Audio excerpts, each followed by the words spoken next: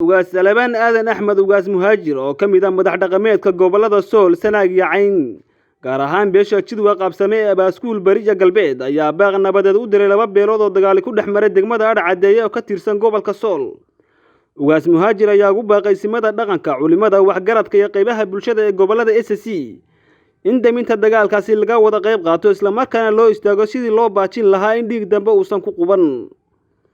ugaas Muhaajir oo goor dhaweed warbaahinta soo gaarsiiyay bayaan baaq nabadeed ah wuxuuna kula taliyay labada beelood oo dirirtu dhex martay bad ay joojiyaan isla markaana geedka wada hadalka ee dhaqanka ku xaliyaan. bishii 17-keedii dhacdadii ka dhacday gobolka Sool khaasatan magaalada Adcadeeye dhacdadaasaan rabaa inaan baaq ka jeediyo insha Allah taala. marka hore dhacdada halka ka dhacday waa cambaaraynayaa dhacdo aad iyo aad u xanuun kulul oo aad iyo aad u fool xun bay ahayd. waa cambaaraynayaa wixii ku dhintay oo maamadayda ugu horeyso qaaliga ahayd ilaahay ha u naxariiso raxmatan waasica.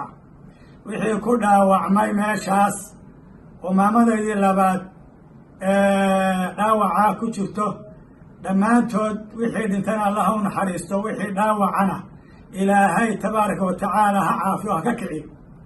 qodobkaas waa qodobka ii raaca waxa weeye baaq guud oo nabadgelyo baan jeedinayaa guud ahaanba madaqada khaasatan gobolada waqooyi si gaara gobolka Sool iyo Sanaag bariyo gobolka Cayn colaad beeleedkaas soo laalaabtay ee qabaa'ilka dadka walaalaha ee soo noqnoqonaya si guud waxaan ugu baaqayaa in laga waantoomo colaadahaas aan faa'iidada lahayn halaaga iyo foolxumada weyna xambaarsan.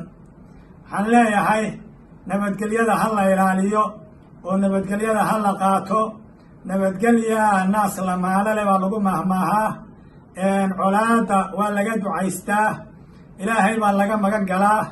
meel colaadi ka jirto horumar iyo nabadgelyo iyo istiqraar iyo isdhexgal iyo walaaltinimo midna laga heli maayo meel mar haddii colaadi jirto.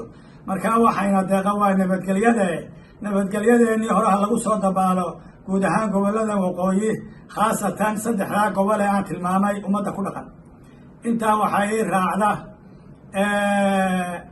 beesha anigoo ku hadlaya beelaha absama kumada afkooda ee gobolka Sool iyo Sanaag iyo Cayn eeriyada gobolada waqooyi guud ahaanba dhacdada na kala gaadheen nakay reer Fiqishini magaalada Adcadeeye heshiis baa laga qaatay baan maqlay labada dhinac odayaasha reer Fiqishini odayaasha beelaha absama kumada khaasatan beelweynta Jidwa dhacdadaas soo gaadhay heshiis baa laga gaadhay baa la yidhi waa soo dhaweynaya anigoo ugaas Muhaajir ahna ugaaska maamadiisu halkaa ku geeriyootay.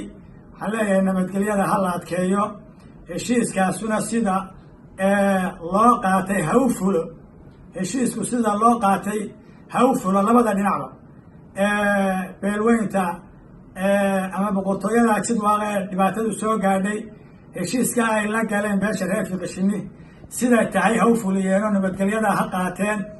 beesha reer Fiqishini aad waxaan ugu baaqayaa inayna soo dedejiyaan oo soo dhammaystiraan heshiiska ay qaateen ama dhaawaca iyo dhimashada ay runtii ka dhacday xaggooda inay soo dedejiyaan oo siday tahay usoo dhammaystiraan ayaan ku baaqayaa. waan u hambalyeynayaa labada dhinac odayaasha. waxaan leeyahay nabadgelyada iyo isdhexgalka iyo walaaltinimada iyo derisnimada taasi ayna anfacda qadar lahu maa shaa facal. ha la adkeeyo hana lagu dhaqmo heshiiska. uufuu bilcahdi ina alcahda kaana mas-uula. sidaasaa qur-aanku sheegayaa. taasaan soo dhaweynayaa insha allahu tacaala. wada noolaanshaha iyo walaaltinimada iyo ehelnimaduna sideedii caadiga ahayd ha ku soo noqoto. waa beesha reer Fiqishini iyo beelweynta Jidwa khaasatanna beesha Baaskuule dhacdada ku dhacday. qodobkaas waa qodobka halkaasaan kaga gudbay. qodobka labaad waxaan uga gudbayaa beesha reer Cilmi iyo beesha reer Fiqishini colaadoodaa soo noqnoqotay muddada dheerna soo taxnayd in iyagu qudhoodu nabadgelyo arrintaa lagu dhammeeyo. nabadgelyadana ay qaataan labada darafba. colaad wiil baa ku dhantee wiil kuma dhasho, wiil baa ku dhinta wiil kuma dhasho labada darafa nabadgelyada u wanaagsan aakhire iyo adduunkaba saasaan ku baaqayaa inay labada qabiilba ee walaalaha ay qaataan nabadgelyada madaqadana aynu ku soo dabaalno si ilaahay iyo rasuulkiisaba raalli ka yahay oo nabadgelyo ah walaaltinimo inama almu'minuuna ikhwa sidaas baan ku baaqi lahaa intaa haddaan ka gudbo guud ahaan qabaa'ilka magaalo ku dhaqan gobollada waqooyi ee colaadu ragaadisay inay ka waantoobaan colaadaha soo noqnoqonaya dhaarahaa soo noqnoqonayo la jabinayo ballanadaa laga baxayo ee inta la wada galo misena laga baxayo waxaasoo dhani waxay keenaysaa ama ay u muuqataa ama daliil u tahay ducful iimaan in iimaanku daciif yahay heshiisku siduu yahay waa in loo fuliyo meel walba qabaa'ilku waa inay saa yihiin fuliyaan intaasuna waa baaqa guud ee gobollada waqooyiga qabaa'ilada soomaaliyeed aanu ehelka iyo qaraabada nahayba ku saabsan intaa waxaa ii raacda maamulka